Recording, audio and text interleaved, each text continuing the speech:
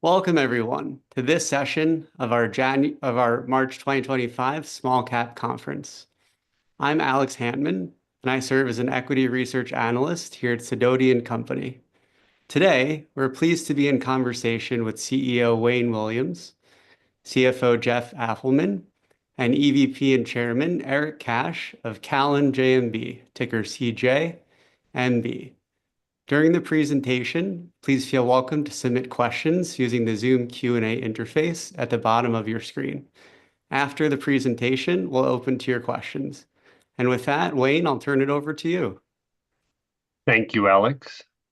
Thank you, everybody, for joining. I'm going to just share my screen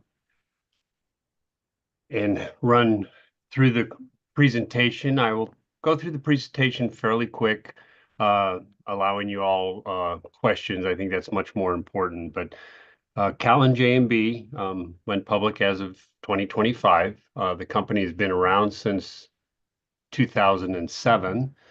And I will just quickly go through some of that information here. This is just the disclaimer. This presentation is out there on the S1. As introduced, Eric and Jeffrey, myself, I will just go through these really quick. Other key players within our company, Scott Bullard, our Chief Operating Officer, David Croyle, who is our Chief Medical Officer, and William McBride, our Chief Information Officer. David is a radiology doctor by practice, and we've had a medical director as part of our company from the start, which is very important because as we deal with, certainly in the emergency preparedness and response and the pharmaceutical and medical side of the house, it's very important to have a doctor present in these conversations. One, showing that we take this type of area very serious, and it just helps because a lot of times we have doctors present, especially as we're dealing with some of the government contracts. Our mission has always been to deliver reliability to our customers by anticipating, responding, and overcoming the most complex situations with precision and compassion. You'll see this throughout the presentation. You know, it's a moving world, if you will, especially in preparedness and response, but also in special packaging, just protecting the product and protecting the people out there that we're involved with within our organization. We went public as of February.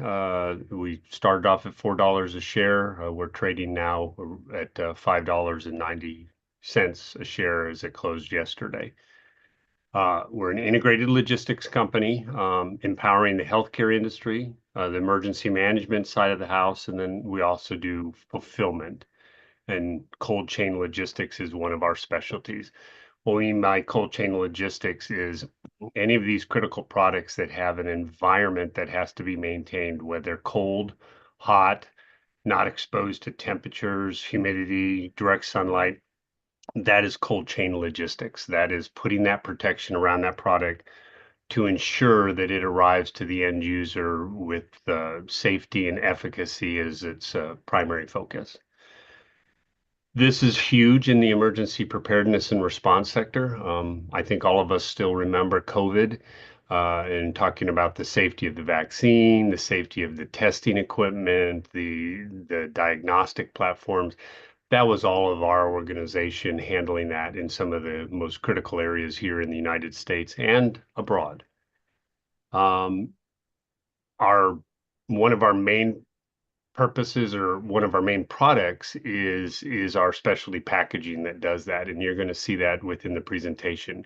We take a totally different approach than what you would think in standard packaging. We do a reusable platform which affords our client base a high-end, very efficient process, but not the expenses that you would have if you were using a one and done, like a styrofoam shipper or an EPS shipper.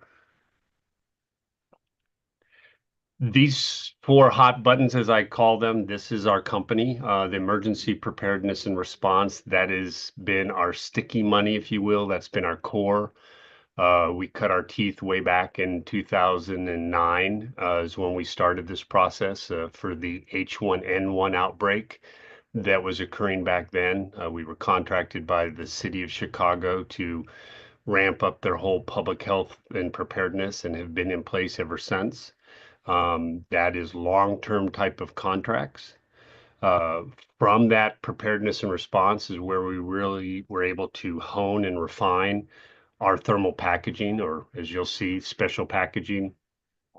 We have fulfillment capabilities, so we do have customers that send us their critical products, and we manage and store those within our facilities and ship them all over the world. And that's primarily in the medical space. One of the areas that we will be expanding in is in the food space, and we'll talk a little bit more about that.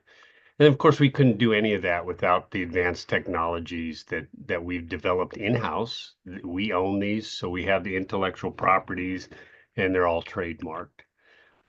As I'd mentioned, the sticky money or our legacy business, I cut my teeth in preparedness and response way back in my military days, and then in my civilian life before I started this company back in '07.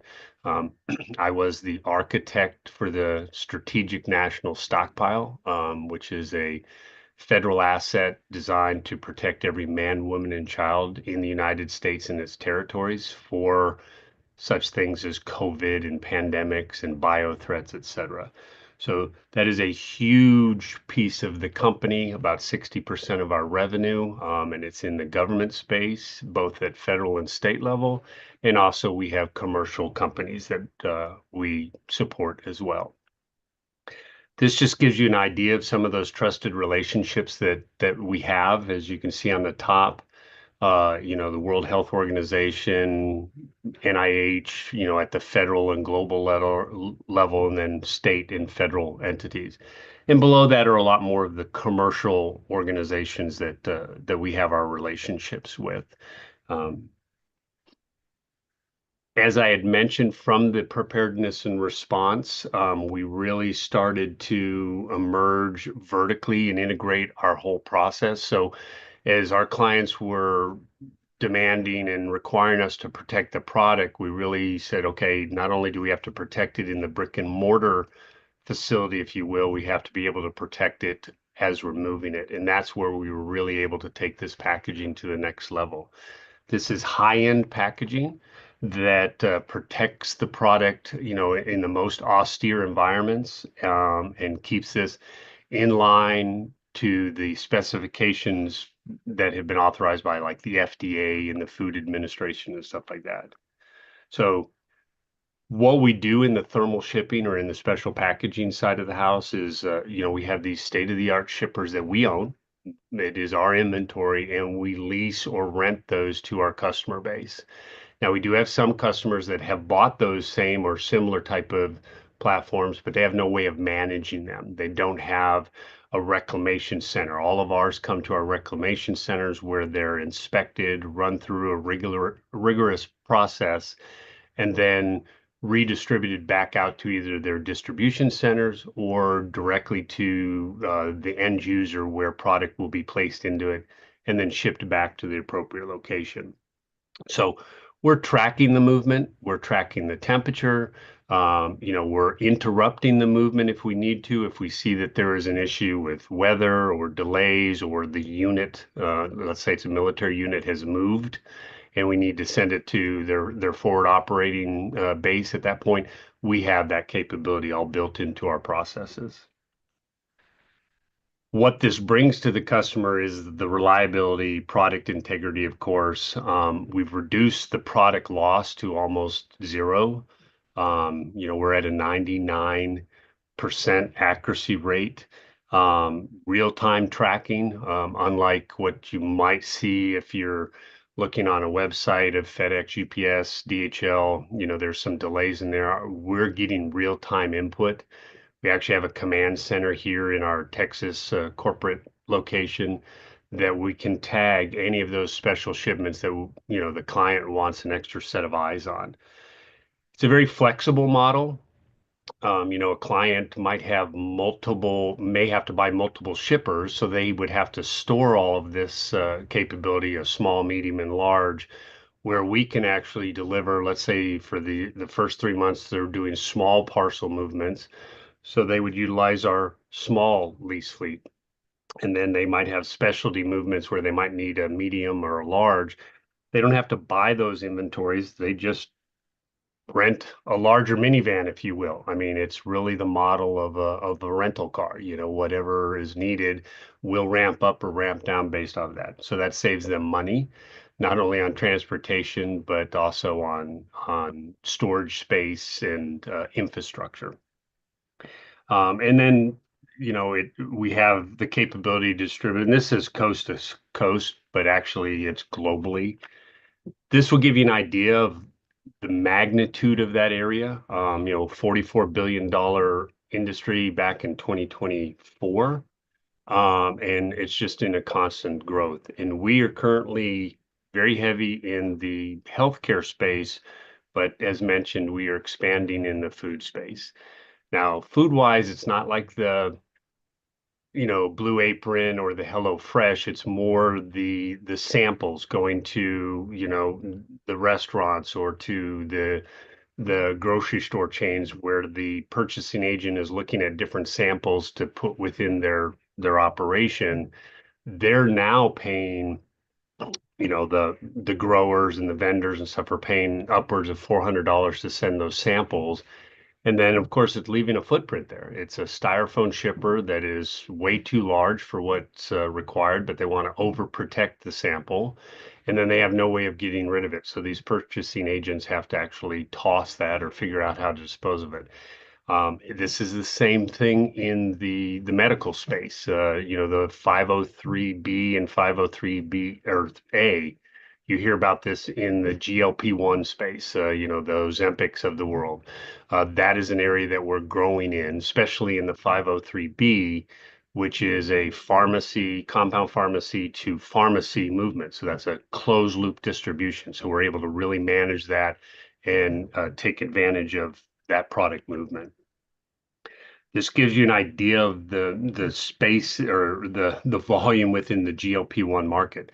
50 million Americans are currently on some sort of a GLP-1 or immune medication, and this is an area that we would be helping manage. One, with the new administration coming in, they are really tightening up on the compliance aspect of these organizations. Big pharma has always been held to a very high standard for about the last 10 years. Now they're going into these compound pharmacy organizations, both at the 503B level and the 503A. 503A is very, very in trouble, I guess you'd say, because they're shipping directly to patient, and so it's arriving at the home, and most of you probably have somebody that is getting something, whether it's an insulin monthly regimen or something else, and it's arriving there warm or cold or wet. We're eliminating those type of issues that are going out there. And I had mentioned additional growth. I think this is straightforward. I won't rehash this slide.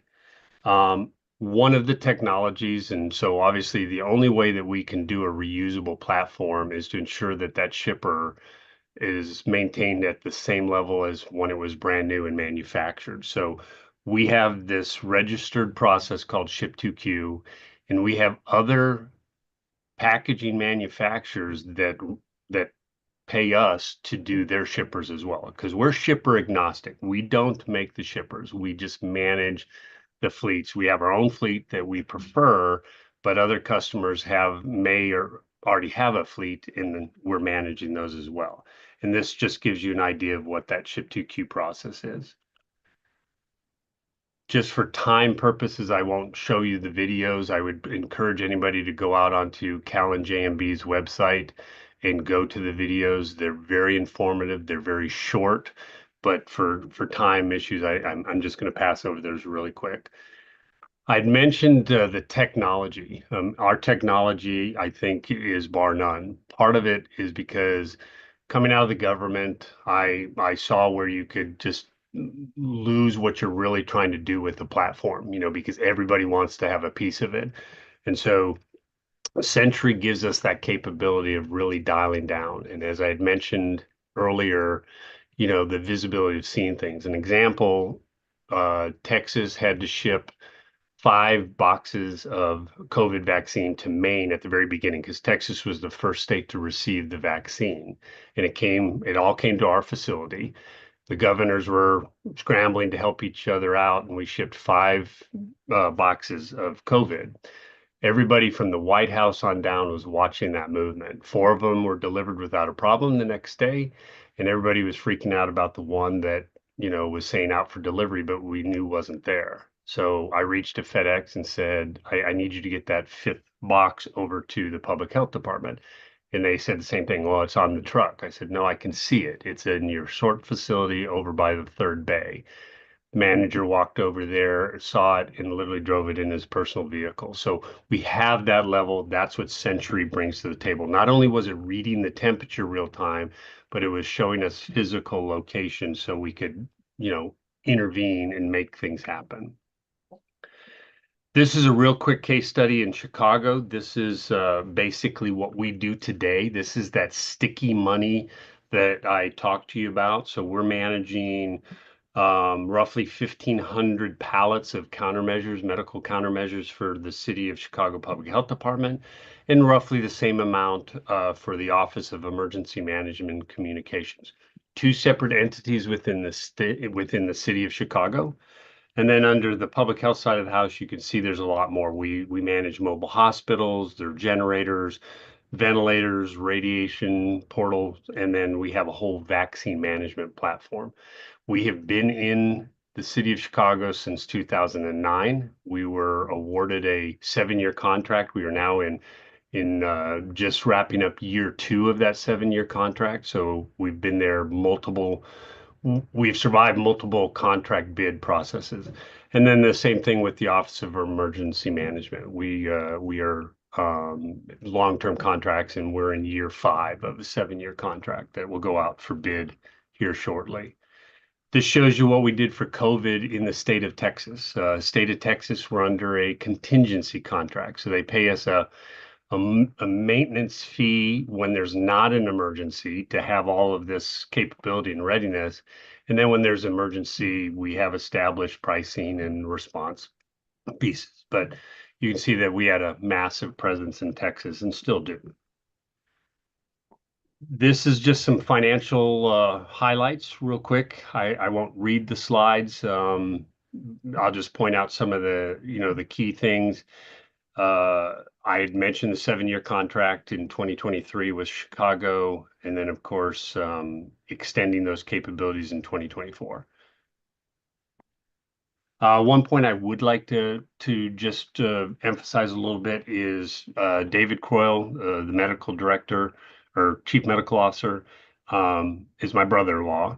He helped invest back in 2007 when we started the company, and he owns 25% of the shares, and I have the other 75% of the shares of that 71% of the company that we own. Again, just some highlights. I will point down there, 4th bullet down, some of the the businesses that we do at the Fortune 500. We have a long-standing contract with NATO. We were actually the only company that ever was able to meet a technical requirement that they had on vaccine movement for NATO, because you have to ship all over the world.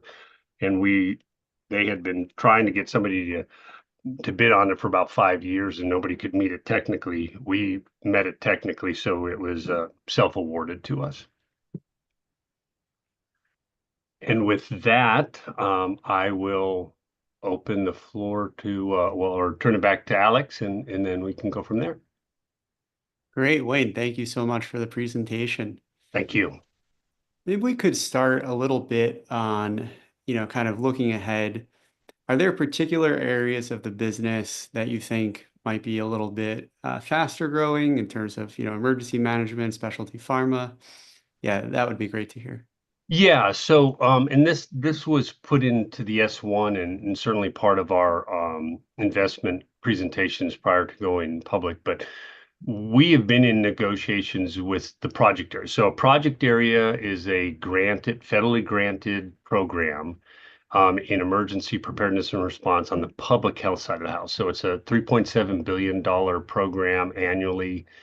And so they put dollars out to every state, to some of the large cities and the territories. So they call those project areas. There's 64 project areas, within the federal bracket. We are currently in 3 project areas, and we are in negotiations with 3 other project areas that are fast tracking this year. And so that was mentioned in the investment side of the house. So those are working as we speak. Uh, and then we have some additional ones in the packaging side of the house that we're doing. So we're going to see both hit this year, probably at least 3 opportunities in each of those silos, if you will. Makes sense. And something I thought was interesting, I've seen many companies experience, COVID business booms, handling logistics for that, and then business seems to fall off a cliff. Sure. But I think you've managed to expand some of those, into monkeypox, influenza, other sorts of programs. Could you talk a little bit about, how you're able to do that and anything around measles or kind of some of the current things on the horizon? Yeah, actually, that's a great question, because we saw it as well. When COVID happened, you had a lot of these companies that stood up, were successful, but then had nothing to step back on, as the emergency was over. We were there before the emergency. So our whole approach and my whole mindset, for the last 30 years has been that insurance policy. Our customers look for us to have the insurance policy, hoping they never have to use it. But when that accident occurs, we're there and we're ready. So Chicago started off as a contingency contract. H1N1 kicked in, we ramped it up. Texas was a contingency contract. COVID hit, we ramped it up. With Texas, we're back into sustainment, but because we have a contract in place, when the measles outbreak hit there in West Texas and New Mexico, we are currently right now, and we're 16 days into a 30-day stand-up. So we are on a 24/7 preparedness for the state.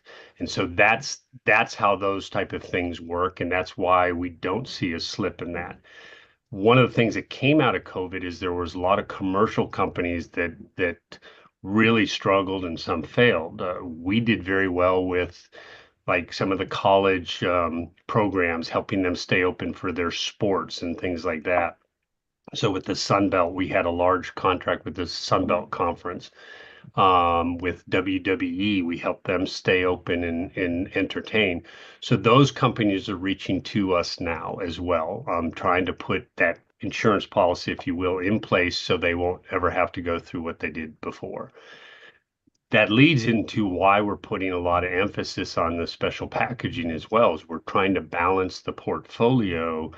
So on the, when everything's peaceful, which doesn't happen very much in our world, we do have a commercial base that will level that out. Makes sense. Thank you. Yes, Maybe sir. we could stay on the packaging for a moment. Yes. I'm curious, and we have a question from the audience too. How do you think about pricing, your sort of phase change, more innovative packaging versus some of the more traditional gel packs? Sure. Is that a higher, price up front that's in your revenue model? Is it kind of an ROI for your customers over time?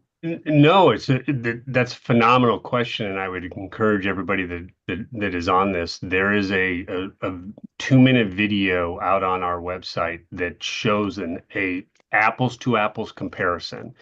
And so basically, we are showing our large shipper compared to the standard large shipper that would be used for the exact same protection. So it's a 72-hour protection of whatever the product may be.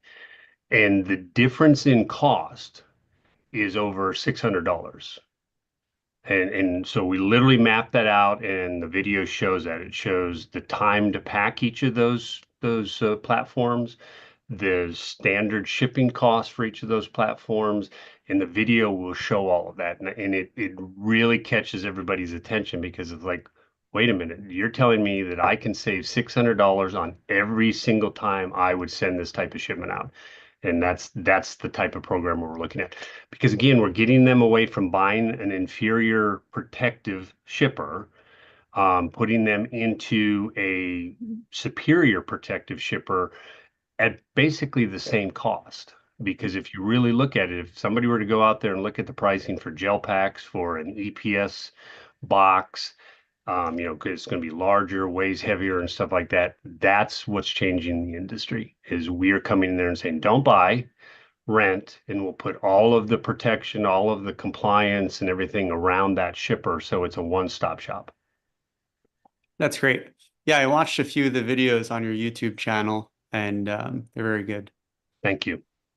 So maybe just switching gears a little bit, can we talk a little bit more about, the recent IPO and maybe first question around that, how are you thinking about the cash from that as positioning you for success? Is that, cash flow positive used for, invest in operations, or you Sure. thinking about raising debt, that kind of stuff?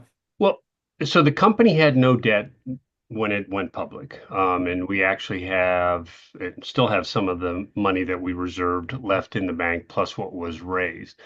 One of the biggest purposes of the IPO was one to give us that public recognition, Mhm. because sometimes it's a little hard to, sit with a Halliburton or a Northrop Grumman and you're a mom and pop shop.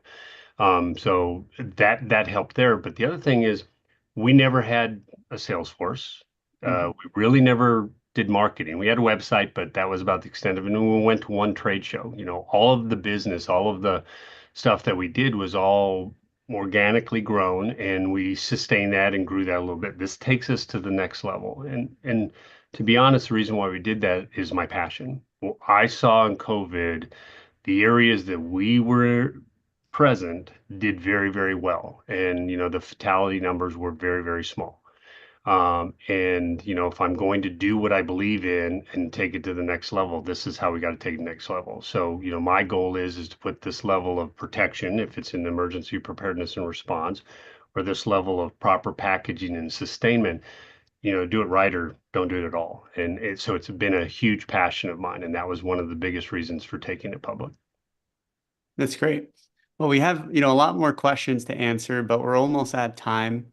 Okay. So maybe, as a last question, we can zoom out and maybe you could kind of briefly sum up the value proposition for investors who might be looking, across packaging and transport, or, even more broadly with a, supply chain management lens.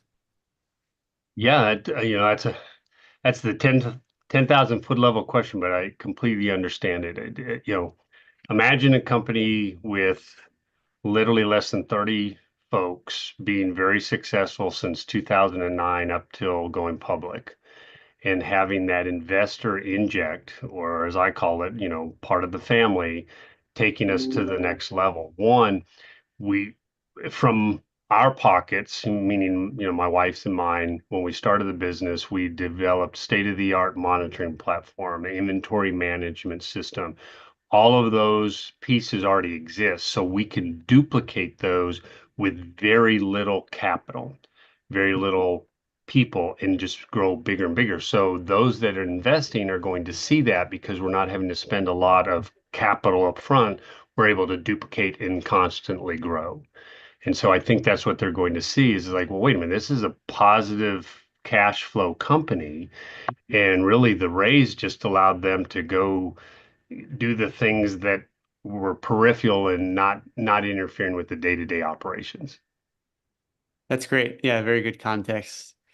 With that, we are at time. So, I'd like to thank you, Wayne, and Eric and Jeffrey, all for sharing the Callan story with us. And I'd also like to thank everybody listening for taking time with us today. Thank you all very much. I echo Alex.